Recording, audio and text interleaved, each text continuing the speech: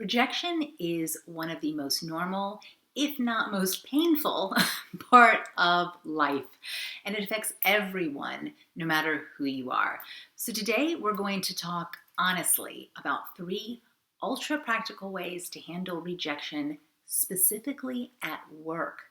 Because let's be honest, that's one of the places where it's likely to happen the most often. Before we get started, subscribe to our channel and get the career advice and hit that notification bell so that you know each time we release a video.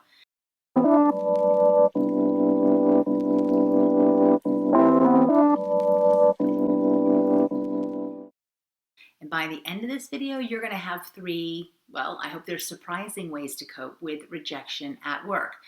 Because perhaps, I'd say counterintuitively, these killer techniques about rejection at work, well, they've worked for literally hundreds of women in dealing with rejection in finance, law, technology. But these techniques have nothing to do with your career. I'm Dr. Suzanne Doyle-Morris, and I have spent the last 15 years helping women in male-dominated fields get the careers they want and the careers that they totally deserve. If you stay to the end, I'm going to share with you one of the biggest rejections I ever had to face at work, and let me tell you, it wasn't pretty, and the mistakes I made that went with it. Are you ready? First thing, schedule a wallow day. So get that diary out and schedule it. Or even a wallow evening if the rejection wasn't massive, because as a working woman, I know you, and I know you have other stuff to get on with. But the key thing is, if you don't give yourself proper time, you're likely to wallow in the pain of rejection for far longer, just kind of wondering all the time. The key thing, though, is to limit to no longer than a day. So use it, eat chocolate, cry, see friends, make it jam-packed. The important thing is to recognize how you're feeling, because it is completely okay to feel disappointed or angry or even embarrassed, or that unseemly mix of feelings that affects all of us, all 3 at once. But being looked over for a promotion or losing a contract or having a proposal turned down is hard. So please give yourself time to accept those feelings.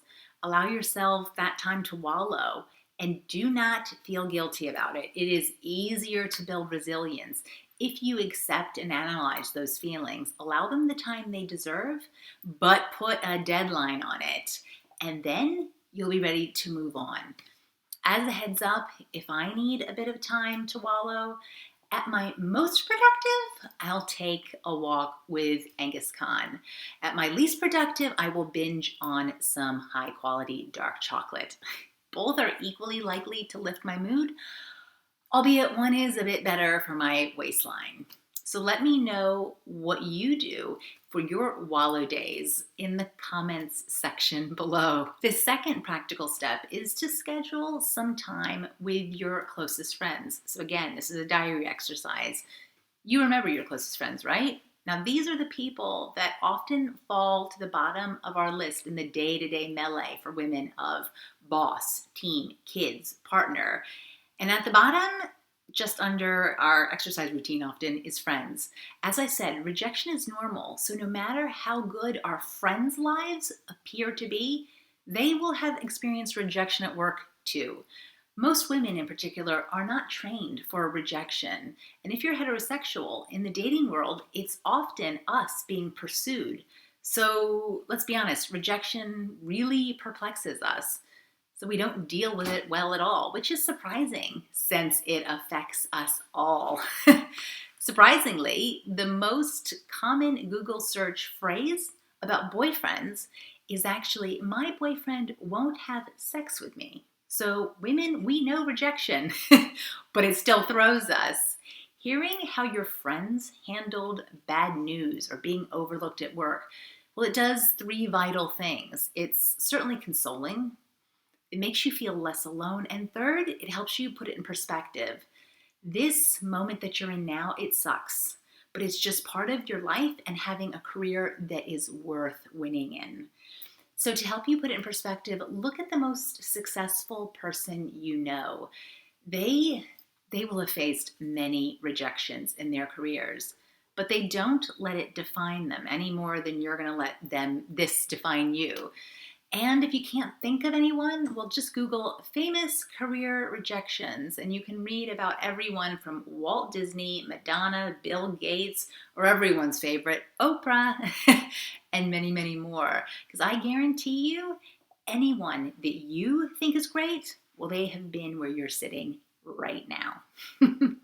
The last thing to do is to accept that if you've been turned down for something, well, try to see it as objectively as you can. And I realize this is probably the hardest of all of the 3 practical steps. Don't worry, I'm certainly not going to give you my dread words of not to take it personally. But the truth is that your rejection was probably a complex decision and based on so many factors, most of which are completely beyond your control. They will range from the sublime, like how good alternative options were, to the absolute ridiculous, like how distracted or even hungry the person was who had to make that decision. For God's sakes, you may know research that shows that court decisions are most likely to go against a defendant if the judge has to make a ruling before the lunch break. It is time to start focusing on that which you can control, whilst also recognizing that many things that go into rejections, well, they're things you can't control at all. So in order to focus back on the things that you can control, look objectively at the situation. For example, if you've been rejected for a job or a promotion, ask for feedback, then use that feedback as like a mini action plan to create a plan for how you can improve going forward. Now you've got your 3 very practical steps that is going to help you face rejection because it's going to come again. And now I'm going to share one of the hardest of rejections that I've shared in my work. And it was a rejection proposal from a corporate client. Now she was someone that I had been working with for many months on our earliest serious games prototypes. And after many months of iterations, she finally told us that she wasn't able to buy it all. In the time we'd finalized the prototype and finessed the proposals to get right for yet another internal audience that she had to share it with, her burning platform, well, it had simply moved on. There was going to be no sale, which meant that 6 months of hard work felt like it was effectively going down the drain. Now, I gotta be honest, this was so tough, and all the more so since I picked up this email with this very news when I landed into the arrivals gate of a week's holiday abroad. Now, I was low for the entire week, which affected how present I was with friends that I rarely got to see. If I had focused on the 3 tips we'd covered today, I probably would have been able to salvage more of my holiday and appreciate it for what that week was, rather than focusing on what I wasn't getting back from my career once I returned.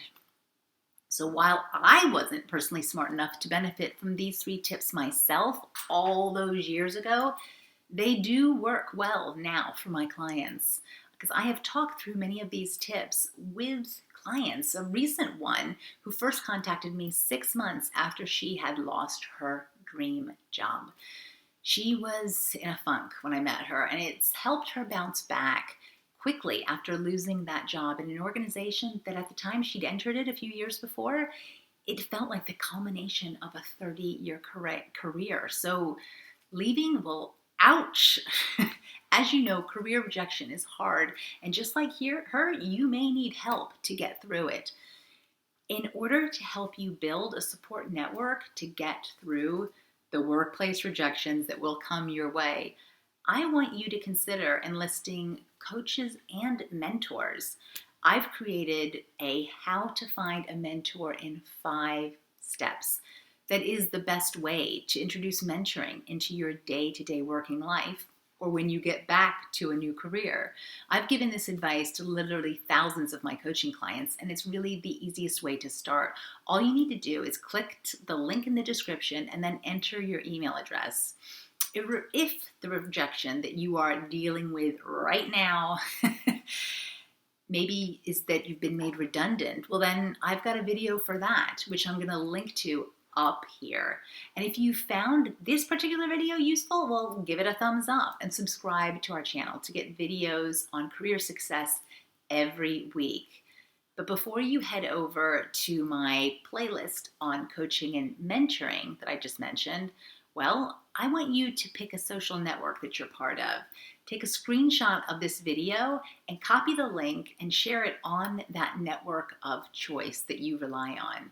Because if you liked it, well, it's likely that others in that network will benefit too. A network is simply about being a resource for other people. A parting bit of advice on coping with rejection: don't get stuck on point number 1. That is the wallowing and dark chocolate bit. Use your wallow day, but don't be afraid to move past it and ask for help. Friends and colleagues might be able to help, no doubt, which is great. But more specifically, coaches and mentors are brilliant to help you get through tough times of your career so that you can get to the great days ahead.